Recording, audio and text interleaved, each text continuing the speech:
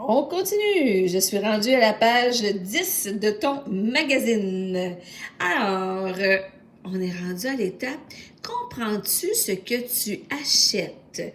Alors, le jeune garçon est en train de regarder ça, puis il dit, oh, il faut que j'utilise mon cerveau. Ouais, pour tout comprendre, puis le cerveau fonctionne, là, parce que ça dit, vite, achète. Il y a plein de machins ici à vendre en solde. Fait que là, il réfléchit, il utilise son sens critique. Pour faire des achats responsables, il est primordial de réfléchir à deux éléments. De quoi ai-je besoin et sur quels critères vais-je me baser pour faire mon choix? On peut bien sûr choisir un produit en fonction de son prix, mais on peut également inclure d'autres éléments importants de notre décision. On peut tenir compte de sa durabilité, de sa provenance, de ses impacts sur la santé et l'environnement, etc. Pour cela, une juste lecture des étiquettes s'avère incontournable. Savoir lire les étiquettes. Lorsque c'est possible, il est idéal de consommer des produits locaux. L'achat local encourage l'économie, donc de faire de l'argent ici au Québec, et les entreprises de chez nous, tout en limitant... Oups, c'est mon petit chien. Tout en limitant les émissions de gaz à effet de serre générées par le transport des marchandises.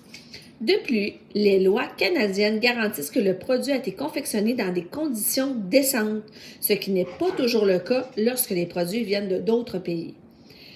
Comprends-tu tous les mots que comprend la liste d'ingrédients des aliments que tu consommes? Comment savoir ce que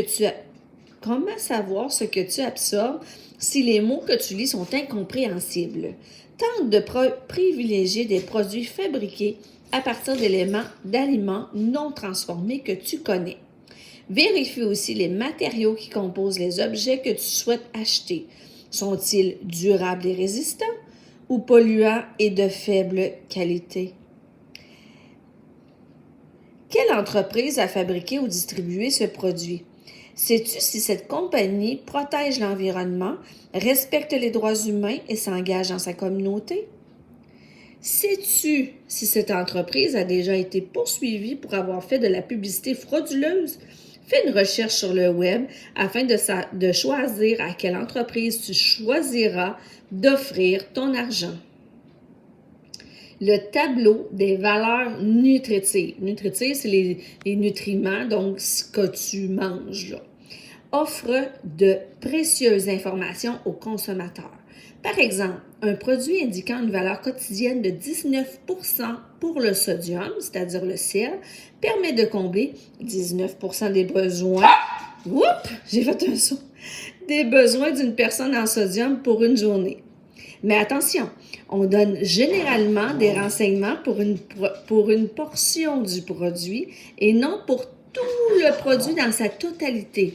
Alors, choisis des aliments dont les valeurs en glucides, en lipides et en sodium sont faibles. Glucides, ça veut dire les sucres. Lipides, ça veut dire la matière grasse, les gras. Et sodium, c'est le sel. Fait qu'il faut que je choisisse des aliments qui ont peu de sucre, peu de gras et peu de sel pour être en bonne santé. Ils constituent des choix plus santé. Sachant que 11% des déchets de plastique au Canada, parmi lesquels se trouvent de nombreux emballages, sont actuellement recyclés, fais des choix plus écologiques. Achète des produits moins emballés, des produits en vrac. En vrac, ça veut dire qu'ils ne sont pas emballés du tout, il faut que tu les mettes toi-même dans un petit sac. Ou en grand format pour limiter les quantités d'emballage que tu consommes. Excellent. Nous sommes rendus à la page... page 11. La page des logos. On a révisé les logos dans une capsule. Alors là, je m'en viens ici. Alors, connaître les certifications et reconnaître les logos.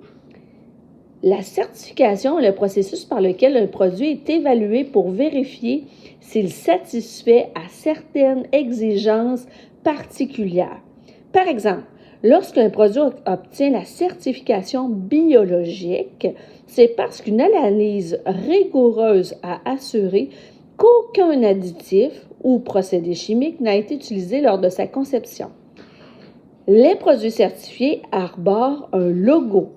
Si le logo n'est pas présent, le consommateur n'a pas la garantie que le produit est réellement certifié. Il est donc important de connaître les certifications qui existent et de reconnaître leur logo. Oh mon Dieu, mon petit chien n'arrête pas de japper. Oh là là!